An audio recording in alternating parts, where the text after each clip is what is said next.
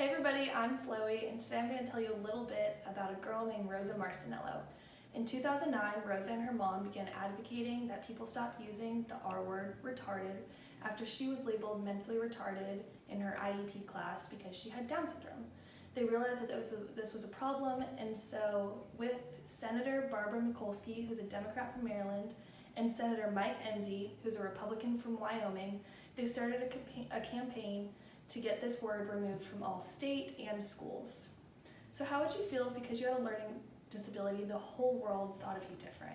Because maybe you were a little slower than your peers, or you couldn't complete a task as some of your friends, and everybody made fun of you for this. We live in a casual, ableist society, which means that able-bodied people are considered the norm, and people with disabilities are an afterthought in education, entertainment, and accessibility of resources. The R word reinforces stereotypes that these people are unable to flourish in our society, and similar to this, our society says that if you don't graduate from college or if you take a different route, that you're not going to be as successful as people who do graduate from college. The R word assumes that everybody who has a disability is the same, and it ignores labels. It ignores individuality and gives labels. The negative consequences of these labels using to define people are only heightened when the labels begin to take on additional meanings in a socio-cultural context. The word mentally retarded or retarded have become mainstream to reflect anything that is viewed as bad, stupid, or problematic. And a common word that we saw specifically with this past election was the word libtard.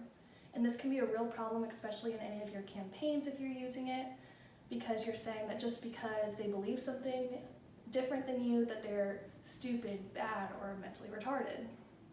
The Washington Post found at least 2 examples of President Trump describing individuals as either mentally retarded and retarded during recorded interviews with Howard Stern, and he saw that this was a problem, so he denied everything.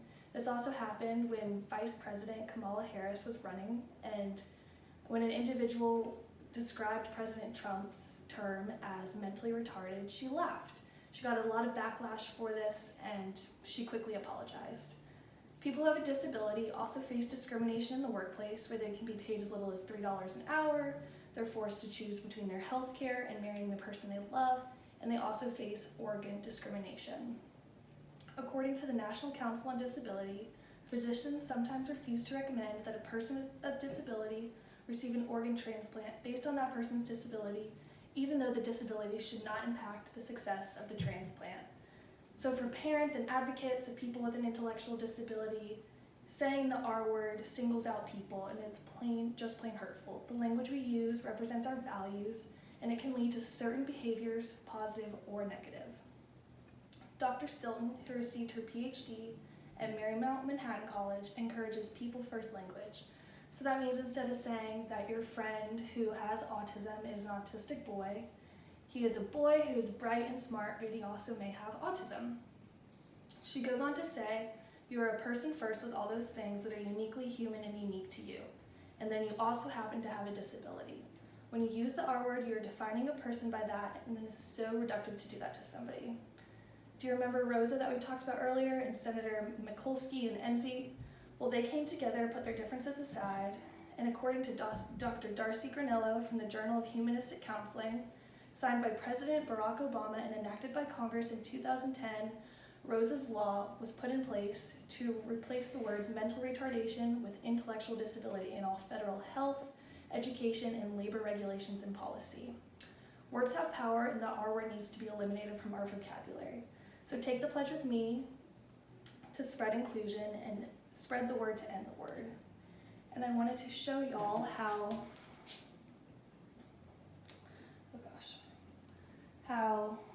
disabled Americans have somewhat of a higher interest in election due to the large share of elderly among them. So there are a lot of older ones, and you can see that if you are using this slang or any of these hurtful terms, that it can really affect your election.